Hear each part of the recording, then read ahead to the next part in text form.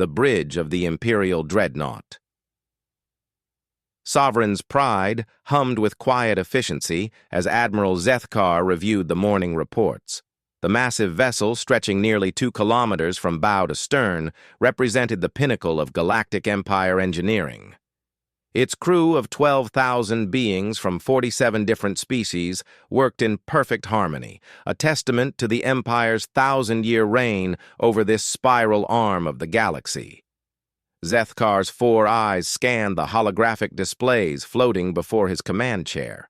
Trade routes were secure, colonial expansion proceeded on schedule, and the various member species continued their peaceful coexistence under Imperial law. It was, by all accounts, another routine day in the ordered cosmos they had built.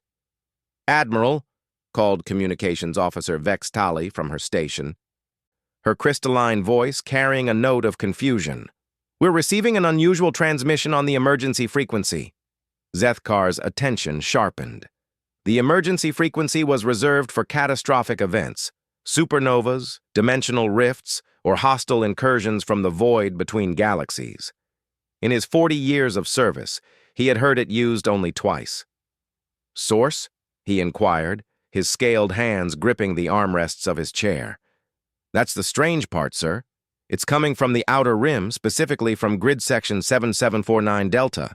According to our charts, that system contains only a single yellow star with primitive planetary bodies. Our last survey, conducted 300 years ago, classified it as uninhabitable." The Admiral's secondary eyes narrowed. "Patch it through." The bridge fell silent as static filled the air. Then, cutting through the interference, came a sound none of them had ever heard before. A voice unlike any in the Empire's vast catalog of species. It was neither the melodic tones of the Altarians nor the harmonic frequencies of the Zephyrites. This voice was rougher, more primitive, yet carried an unmistakable authority. "This is Commander Sarah Chen of the United Earth Defense Force, broadcasting on all frequencies. To any civilization receiving this message, we are transmitting from the Sol System, 3rd planet from our local star. We have detected massive fleet movements in our galactic vicinity and felt it necessary to issue this warning." Admiral Zethkar exchanged glances with his senior staff. A previously unknown species was warning them? The very notion seemed absurd, yet something in the alien voice gave him pause. The transmission continued. "We have observed your civilization's expansion patterns and military capabilities through long-range sensors and deep space reconnaissance. While we appreciate the apparent peace you've brought to much of the galaxy, we must inform you that your current course will bring you into contact with something you are not prepared for." Navigation Officer Quelth's tentacles writhed with agitation. "Admiral, this is preposterous. What could a primitive species possibly know about threats we haven't encountered?" The human voice pressed on, undeterred by the impossibility of knowing whether anyone was listening. "Approximately 47 light-years beyond your current expansion boundary, you will encounter a region we have designated the Devourer's hunting ground. These entities are not biological as you understand it. They exist in a state between dimensions and feed on organized energy, specifically the kind of energy generated by large-scale civilizations." Zethkar felt a chill run down his spine. The Empire's expansion fleet was indeed headed in that direction, tasked with establishing new colonies and trade routes. How could these creatures possibly know their plans? "We have been monitoring these entities for the past 73 years, the transmission continued. "They destroyed 2 of our deep space exploration fleets before we understood what we were dealing with. The pattern is always the same. They allow civilizations to grow and develop, then harvest them when their energy output reaches a certain threshold." Science Officer Dr. Yilmoth's compound eyes flickered with interest and concern. "Admiral, if this is accurate, it would explain several anomalous readings we've detected in that sector, energy signatures that don't match any known stellar phenomena." The human named Chen spoke with clinical precision. Your Empire's energy signature is approximately 4,000 times larger than what initially attracted their attention to us. You will not have the luxury of stealth or gradual discovery that allowed us to escape with most of our population intact. They will converge on your core worlds within 6 standard galactic rotations of first contact. Admiral Zethkar stood, his imposing figure casting shadows across the bridge's holographic displays. 12 feet tall and covered in ceremonial battle armor that had been passed down through generations of Imperial admirals, he was accustomed to being the most dangerous entity in any room. Yet these invisible creatures supposedly posed a threat that made his mighty fleet seem inconsequential. "Sir," whispered Tactical Officer Brendock, "shall I alert Imperial Command?" Before Zethkar could respond, the transmission shifted. The human voice took on a more urgent tone. "We are sharing our research data on these entities through this broadcast. Technical specifications, behavioral patterns, and most importantly, the defensive measures we've developed. We know this information comes from an unknown source, which makes it difficult to trust. But we're sending coordinates for a meeting point where we can demonstrate our findings."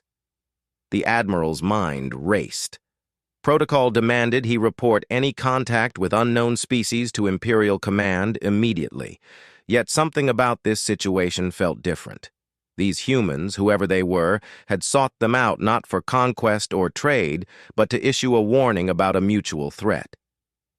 "They're transmitting massive data packets," reported Vextali.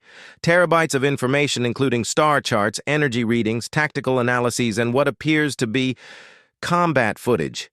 "Display the footage," Zethkar ordered. The bridge's main view screen flickered to life, showing grainy images captured by what was obviously primitive recording equipment. At first, they saw only empty space dotted with distant stars. Then something shifted at the edge of the frame. Reality itself seemed to bend and twist as shapes that defied description emerged from nowhere. The creatures were massive, easily the size of Imperial cruisers, but their forms constantly shifted between solid matter and pure energy. They moved through space without any visible propulsion, seeming to swim through the vacuum itself. Most disturbing of all, wherever they passed, the very fabric of space took on a hungry quality, as if it were alive and searching for something to consume. The footage showed a human ship, small and angular, built for efficiency rather than elegance, attempting to flee. The vessel was clearly outmatched, yet it fought with a desperate creativity that impressed even Zethkar's battle-hardened crew. Brilliant flashes of weapons fire illuminated the darkness, but the energy beams simply passed through the attacking creatures as if they were ghosts. Then one of the entities reached the human ship. What happened next defied everything they knew about physics. The creature seemed to merge with the vessel's hull, and the ship began to disintegrate from the inside out, not destroyed by weapons or explosions, but simply unmade, converted into raw energy that the creature absorbed. "By the 7 moons," whispered Dr. Yilmoth, "it's consuming the ship's molecular bonds, converting matter directly into usable energy." The footage ended with a single escape pod jettisoning from the dying vessel, broadcasting the very warning they had just received. The screen returned to the starfield outside their own ship. Commander Chen's voice resumed. "That was the UES Horizon. 78 crew members lost. We've learned since then that conventional weapons are useless against these entities. They exist partially outside normal space-time, making them effectively invulnerable to energy weapons. However, we've discovered they have weaknesses." Admiral Zethkar found himself leaning forward despite his skepticism. "What kind of weaknesses?" As if responding to his unspoken question, Chen continued. "Gravitational fields can disrupt their dimensional phasing. High-intensity electromagnetic pulses cause them severe discomfort, though not permanent damage. Most importantly, they cannot feed on chaotic energy patterns. Organized civilization attracts them, but random, disorganized energy signatures actually repel them." The implications were staggering. Everything the Empire had built, their ordered society, their efficient systems, their very technological advancement, would serve as a beacon for these creatures. Their greatest strengths would become their deadliest weakness. The coordinates I'm transmitting will lead to a neutral meeting point in deep space, Chen concluded. We've prepared a demonstration that will prove everything we've told you. We don't expect you to trust the word of an unknown species, but we hope you'll investigate before it's too late. Earth out. The transmission ended, leaving the bridge in stunned silence. For several long moments, none of the senior officers spoke. Finally, Admiral Zethkar turned to his communications officer. Did we receive those coordinates? Yes, sir. They're approximately 3 days' journey at maximum warp. Navigation Officer Quelth's tentacles curled nervously. Admiral, this could be an elaborate trap. We know nothing about these humans or their capabilities. That's exactly why we're going, Zethkar replied, his voice carrying the authority of decades of command. If this is a deception, we'll discover it quickly enough. But if it's true... He paused, looking around at his diverse crew, representatives of dozens of species who had lived in peace for centuries under Imperial protection. If it's true, then we're facing a threat that could end everything we've built. Dr. Yilmoth's scientific curiosity overcame her caution. The technical data they transmitted appears genuine, Admiral. I'm detecting no signs of fabrication or manipulation. Their sensor readings are consistent with phenomena we've observed but couldn't explain. The Admiral made his decision. Set course for the coordinates and send a coded message to Imperial Command. Inform them we're investigating a potential xenological contact in the Outer Rim. Don't mention the specifics until we know more. As the Sovereign's Pride altered course, its massive engines propelling the vessel toward an unknown fate, Admiral Zethkar couldn't shake the feeling that this moment would mark a turning point in galactic history. Either they were about to expose an elaborate hoax perpetrated by a previously unknown species, or they were racing toward proof of a threat that could destroy everything they held dear. The bridge crew worked with quiet efficiency, but he could sense their unease. In a few days, they would meet these mysterious humans face to face. For better or worse, first contact was about to become very real indeed. 3 days later, the Sovereign's Pride dropped out of warp at the specified coordinates. Admiral Zethkar stood on his bridge, studying the tactical display with growing unease. The meeting point was a barren region of space between star systems, chosen specifically for its isolation. Long-range sensors showed no immediate threats, but also no sign of the humans who had summoned them here. Sensor sweep complete, Admiral, reported Science Officer Dr. Yilmoth. No vessels detected within a 50 million kilometer radius. Energy readings are minimal, just background radiation and cosmic debris. Tactical Officer Brendock's carapace clicked nervously. Sir, this has all the hallmarks of an ambush scenario. Isolated location, no backup, unknown enemy capabilities. Before Zethkar could respond, Communications Officer Vexitali's crystalline form brightened with surprise. Admiral, I'm receiving a transmission, but according to sensors, there's nothing out there to transmit it. On screen, the Admiral ordered. The view screen flickered, then resolved into the image of a being unlike any in their vast database. The creature stood roughly 6 feet tall with pale skin, short brown hair, and only 2 eyes positioned forward-facing on its head. It wore what appeared to be a military uniform, dark blue with various insignias and patches. Most remarkably, it looked directly at them as if it could see through the view screen.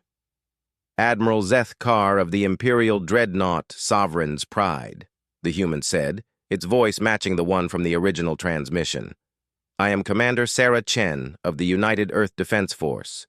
Thank you for coming. Zethkar's 4 eyes widened in shock. How do you know my name? How do you know my ship designation? Chen smiled, an expression that seemed friendly despite the baring of teeth. "We've been monitoring Imperial communications for quite some time, Admiral. Your language patterns weren't difficult to decode once we understood the mathematical principles underlying your translation matrices.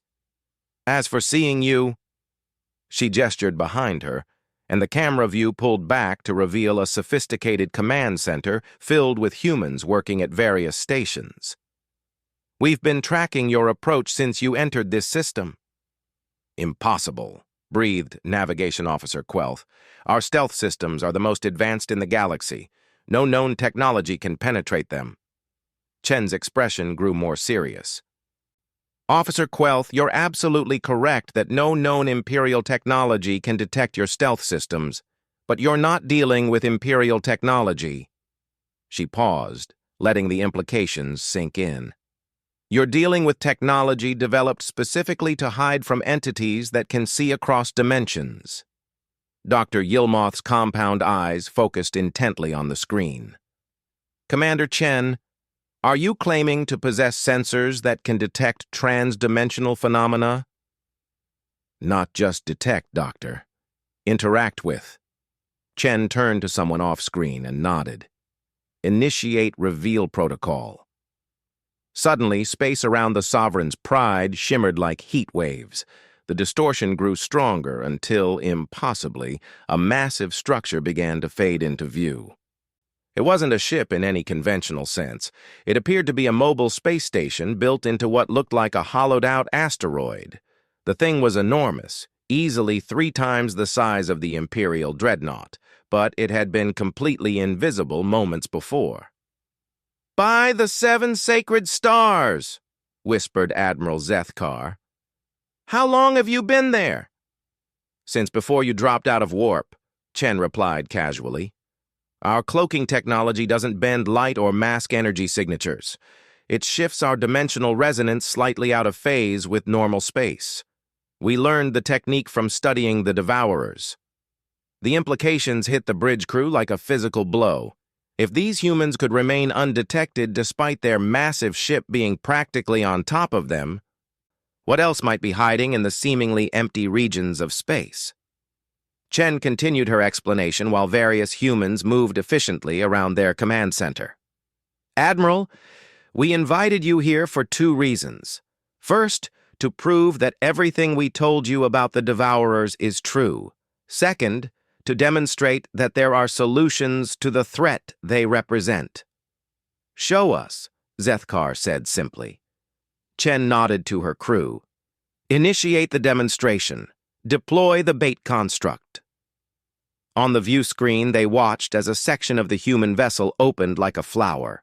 From within emerged what appeared to be a miniature city, a perfect replica of an Imperial space station complete with energy emissions, communication signals, and all the organized patterns that characterized advanced civilization. "That construct generates the same type of organized energy signature as your major colonies," Chen explained. "To the Devourers, it looks like a thriving population center. We've used similar devices to study their behavior patterns." Dr. Yilmoth studied the readings flooding her console. "Fascinating. The energy patterns are virtually identical to our Sigma-class orbital habitats. But how did you know our specifications?" "Your expansion patterns are quite predictable, Doctor. We've been observing Imperial growth for several years now. It wasn't difficult to extrapolate your technological capabilities." Chen's tone carried no malice, merely scientific curiosity. "Now watch carefully. The bait should attract attention within approximately 4 minutes."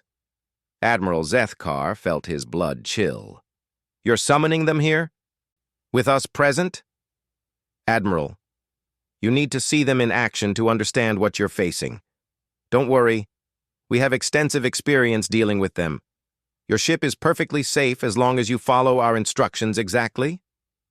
Tactical Officer Brendock's weapons systems came online automatically. "Sir, I recommend we withdraw to a safe distance." "Negative," Chen said firmly. "Any movement now might attract their attention to you rather than the bait." Remain exactly where you are and maintain minimal energy output. For 3 agonizing minutes, they waited in tense silence. Then space itself began to change. Reality seemed to ripple and bend as something vast pushed its way through the dimensional barriers that separated normal space from the void beyond. The devourer emerged gradually, like a leviathan surfacing from oceanic depths. It was roughly pyramid-shaped but appeared to be constructed from crystallized darkness itself. Its surface shifted between solid matter and pure energy, and where it moved, space took on an oily, hungry quality. "Dear gods," whispered Communications Officer Vexitali, "it's enormous." The entity was indeed massive, easily the size of a small moon. As it fully materialized, tentacles of pure darkness extended toward the bait construct. The moment they made contact, the miniature city began to dissolve, not destroyed by weapons fire or explosive force, but systematically unmade at the molecular level. "It's converting organized matter into usable energy," Dr. Yilmoth reported, her voice filled with scientific fascination and terror. "The process is incredibly efficient. There's virtually no waste heat or radiation." Chen's image remained calm on the view screen. "Now watch what happens when we introduce chaos into the equation." The human ship fired what appeared to be some kind of projectile at the feeding devourer. When it struck, the creature's form convulsed violently. The ordered consumption stopped, replaced by wild, uncontrolled energy discharges. "Chaos bombs," Chen explained. "They introduce random quantum fluctuations into organized energy patterns. The devourers can't process chaotic energy. It's toxic to them." The creature recoiled from the bait construct, its form becoming increasingly unstable. Within moments, it phase-shifted back into the dimensional void from which it had emerged, leaving only empty space and debris from the consumed construct. "Remarkable," breathed Dr. Yilmoth. The entity's withdrawal was almost instantaneous once exposed to the chaotic energy patterns. Admiral Zethkar found his voice. "Commander Chen, your demonstration has been illuminating. But I must ask, if you possess weapons capable of repelling these entities, why warn us at all? Why not simply defend your own territory?" Chen's expression grew grave. "Because, Admiral, we estimate there are at least 10,000 of these creatures in the region between our space and yours. Our chaos bombs can drive off 1 or 2, but we don't have the industrial capacity to produce enough ammunition to fight them all. More importantly, once they've detected the Empire's energy signature, they'll converge on your core worlds in a feeding frenzy. Billions will die." The bridge fell silent as the implications sank in. 10,000 entities like the one they had just witnessed could easily overwhelm even the Empire's vast military forces. "What do you propose?" Zethkar asked quietly. "A temporary alliance," Chen replied. "We share our anti-devourer technology with the Empire, and you provide the industrial capacity to mass-produce the weapons and defensive systems we'll all need. Together, we might be able to clear the creatures from this entire galactic region." Navigation Officer Quelth's tentacles writhed with suspicion. "And after this threat is eliminated? What prevents you from turning these chaos weapons against us?" Chen's smile returned, though it carried a hint of sadness. "Officer Quelth, our entire civilization consists of one star system with a population of 12 billion. Your empire spans thousands of systems with trillions of citizens. If we wanted to be conquerors, do you really think we'd warn you about a threat instead of allowing it to weaken you first?" The logic was sound, but Admiral Zethkar had not survived 40 years of military service by accepting logical arguments at face value.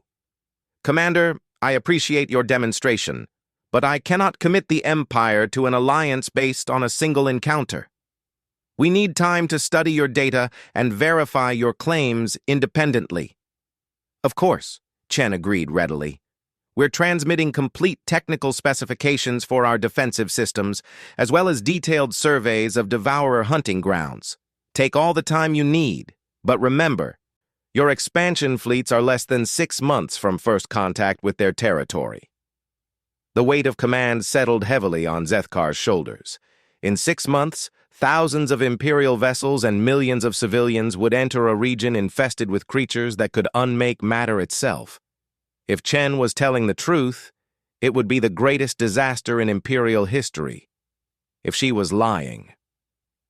"Admiral," Dr. Yilmoth spoke softly, "the technical data they've provided is extraordinarily detailed. This level of fabrication would require decades of preparation and resources that far exceed what a single-system civilization should possess." Chen nodded approvingly at the science officer. "Doctor, your skepticism is justified and intelligent. That's why we're providing you with coordinates to 3 different devourer nesting sites where you can conduct your own observations. Study them, learn their patterns, and convince yourself that everything we've told you is true." "And if we determine that you're deceiving us?" Admiral Zethkar asked. "Then you'll have lost nothing but time," Chen replied. "But Admiral, if we're telling the truth and you choose not to act—" She let the sentence hang in the air, its implications clear to everyone on the bridge.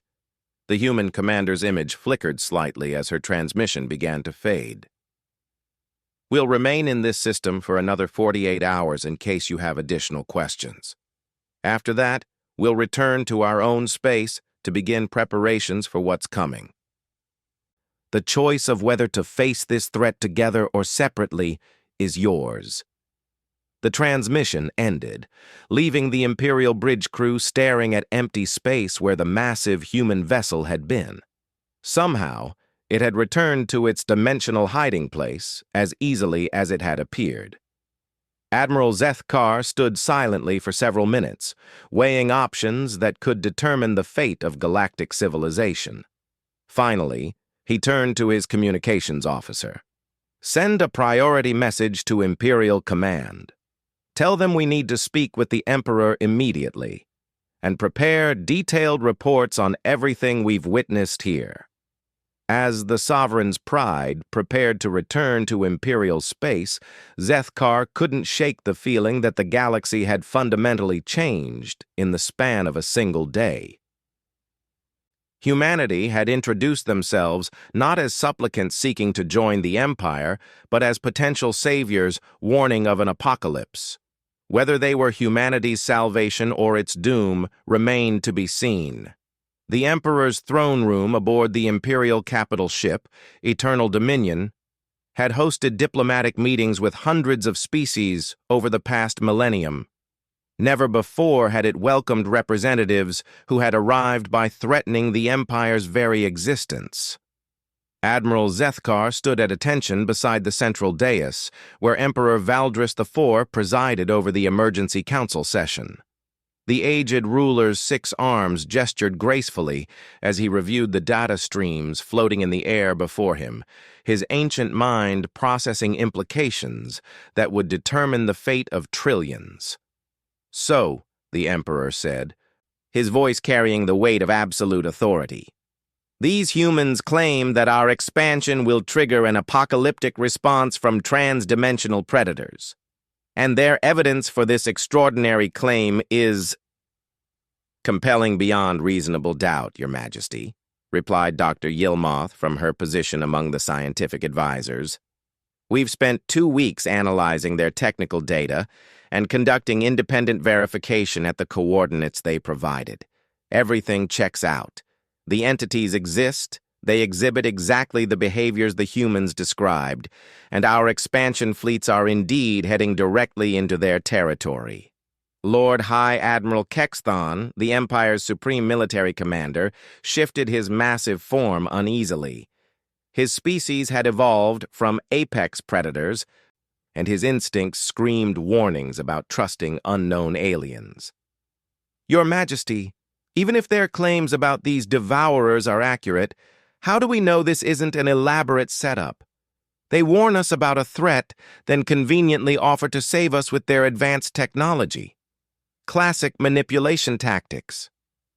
"Because, Lord Admiral," came a new voice from the chamber's entrance, "if we wanted to manipulate you, we would have done so long before revealing ourselves." Every head in the throne room turned as Commander Sarah Chen walked calmly into the most secure location in the galaxy, flanked by two other humans. They wore simple uniforms and carried no visible weapons, yet something about their bearing suggested they were extraordinarily dangerous. Security Chief Vorthak's crystalline form flashed red with alarm. "Your Majesty, how did they penetrate our defenses? This ship has 47 different security layers." Chen smiled with what appeared to be genuine amusement. "Chief Vorthak, we've been aboard your ship for 6 hours. We needed to ensure this meeting would be productive before announcing our presence." She turned to address the Emperor directly. "Your Majesty, we came here to demonstrate a point. If we meant you harm, your security systems would not have stopped us." The implications sent a chill through the assembled dignitaries. The Eternal Dominion was supposedly the most secure vessel in Imperial space, protected by technology developed over 1,000 years of advancement. If humans could penetrate it so easily. Emperor Valdris studied the three aliens with ancient eyes that had witnessed the rise and fall of entire civilizations. "Commander Chen, your point is made. Now explain why we should trust beings who treat our most advanced defenses as mere inconveniences." "Because, Your Majesty, we're not here to conquer you. We're here to teach you how to run." The throne room erupted in shocked murmurs. Lord High Admiral Kexthon's predatory instincts flared. "Run? The Imperial fleet has never retreated from any threat. And that attitude," said one of Chen's companions, a tall human with graying hair and calculating eyes, "is exactly why you're about to face extinction." He stepped forward and activated a portable holographic projector. "I'm Dr. Marcus Webb, head of Earth's Xenological Defense Initiative. Let me show you what happened to the last civilization that refused to run." The hologram displayed a solar system with 13 planets orbiting a binary star.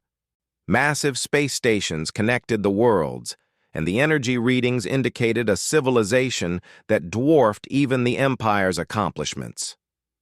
"The Architect Collective," Dr. Webb explained. "They controlled 47 star systems and had existed for over 3,000 years. Their technology was so advanced they could manipulate matter at the subatomic level. When the Devourers detected them, the Architects chose to fight." The hologram shifted, showing the same star system 2 years later. Every planet was a lifeless husk. The space stations had been converted into twisted sculptures of fused metal and dark energy. Nothing lived in the entire region.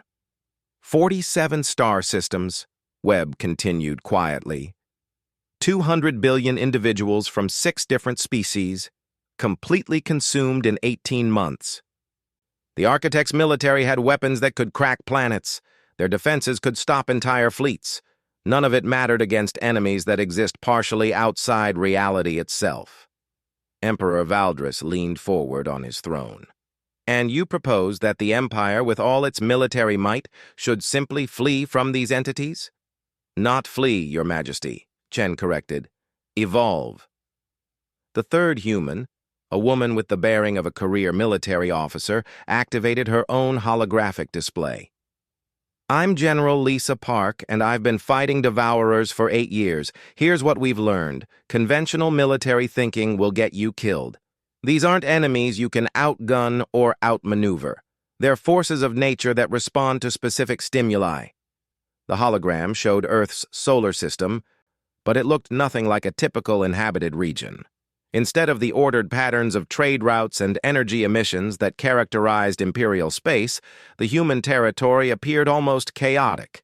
Ships moved in seemingly random patterns, space stations flickered in and out of existence, and energy signatures fluctuated wildly. "Organized civilization attracts Devourers like light attracts moths," Park explained. So we stopped being organized in any way they could recognize. Our ships don't follow predictable routes. Our communications are encrypted with quantum chaos algorithms. Our energy signatures are deliberately randomized to mimic natural stellar phenomena. Dr. Yilmoth studied the display with fascination. You've essentially made your entire civilization appear to be a collection of random natural events rather than an organized society. Brilliant, but how do you maintain any kind of functional infrastructure? Very carefully, Chen admitted, and with technologies we developed specifically for this purpose. But it works. We've had Devourer scouts pass within a few light years of Earth without detecting us. Lord High Admiral Kexthon's voice carried deep skepticism.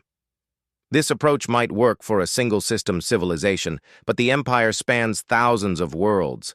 We cannot make an entire galactic region appear chaotic. You're right, General Park agreed. You can't. That's why we're proposing something much more ambitious. The hologram expanded to show the entire spiral arm of the galaxy. A coordinated retreat and reorganization of Imperial space. The throne room fell silent as the magnitude of what she was suggesting sank in. Admiral Zethkar found his voice first. You're talking about abandoning entire sectors of the Empire. Temporarily, Chen emphasized. We evacuate the outer colonies and frontier worlds, pulling everything back to a smaller, more defensible core region. Meanwhile, we work together to develop large-scale chaos field generators that can hide entire star systems. Impossible, declared Imperial Engineer Corps Director Thexmore. The energy requirements alone would exceed our total industrial output. Dr. Webb smiled grimly. Director, you're thinking in terms of conventional engineering. We're proposing something revolutionary, weaponized entropy. Instead of trying to generate massive amounts of organized energy, we create systems that introduce controlled chaos into the quantum foam itself. He activated a new holographic display showing technical schematics that made even the Empire's top scientists gasp. The designs incorporated principles of physics that Imperial science had only theorized about. These entropy field generators don't require massive energy inputs, Webb explained. They actually harvest energy from the quantum fluctuations they create. The more chaotic the local space-time becomes, the more power they generate. It's a self-sustaining system. Emperor Valdris studied the schematics with growing amazement. Dr. Webb, these designs suggest a mastery of quantum mechanics that exceeds our own by several centuries. How did a single-system civilization develop such advanced theoretical physics? Necessity, Your Majesty, Chen replied. When your choice is evolve or die, evolution happens remarkably quickly. Earth's entire scientific establishment has been focused on this problem for 70 years. We've had no choice but to advance or face extinction. The Emperor's advisors erupted in heated discussion, their voices overlapping as they debated the implications of humanity's proposal. Some argued for immediate acceptance, others demanded more time to verify the technology, and a few insisted the Empire should face this threat with conventional military force. Through it all, Emperor Valdris remained silent, his ancient mind weighing options that would determine the fate of galactic civilization. Finally, he raised one hand, and the throne room fell quiet. Commander Chen, he said slowly, your proposal requires us to fundamentally alter everything the Empire has built over 1,000 years. You ask us to abandon our outer territories, evacuate billions of citizens, and rebuild our civilization according to principles that seem to contradict everything we know about maintaining a stable society. Yes, Your Majesty, Chen replied without hesitation. That's exactly what we're asking.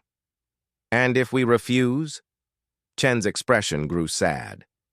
Then, in approximately 4 months, when your expansion fleets make first contact with the Devourer hunting grounds, you'll lose 40,000 ships and 3 million personnel in the initial encounters. Within a year, they'll have traced your expansion routes back to your core worlds. The Empire will fall within 2 years, and every species you've protected will face extinction. The stark certainty in her voice left no room for doubt. This wasn't a threat or a negotiation tactic. It was a simple statement of fact, delivered with the precision of a scientific observation. Lord High Admiral Kexthan leaned forward aggressively. "And you base this timeline on what evidence?" "On what happened to us," General Park replied quietly. "Earth lost 60% of its population in the first year after contact. We survived only because we were small enough and isolated enough to completely rebuild our civilization before they could finish consuming us. The Empire doesn't have that luxury. You're too big, too organized, and too visible. When they find you, they'll find everything." Emperor Valdris stood from his throne, his imposing figure commanding absolute attention. "Dr. Webb, how long would it take to implement your entropy field technology on a galactic scale?" "With Imperial industrial capacity and our technical guidance, 18 months for complete coverage of your core territories, 6 months for basic protection of your most critical worlds." The Emperor nodded slowly. "Admiral Zethkar, your assessment of our current expansion timeline?" "First contact with the designated threat region is projected in 4.3 months, Your Majesty." "Then we have no choice," the Emperor declared. "Lord Admiral Kexthan, issue immediate orders to all expansion fleets. Full retreat to defensive positions along the inner rim. Begin evacuation of all colonies beyond Grid Section 5000. Dr. Webb, you and your team will have complete access to Imperial research facilities and unlimited resources." The throne room erupted again, but this time the voices carried urgency rather than debate. Centuries of Imperial expansion were about to be reversed, entire sectors evacuated, and the fundamental nature of their civilization altered, all on the word of 3 humans who had appeared from the void to warn them of an impossible threat. As the meeting dissolved into organized chaos, Chen approached Admiral Zethkar. "Admiral, I know this is difficult. You're asking your people to abandon everything they've built based on the warnings of strangers." Zethkar looked down at the small human, struck by the courage it must have taken to approach the galaxy's most powerful empire with news of their inevitable destruction. "Commander, may I ask why you did this?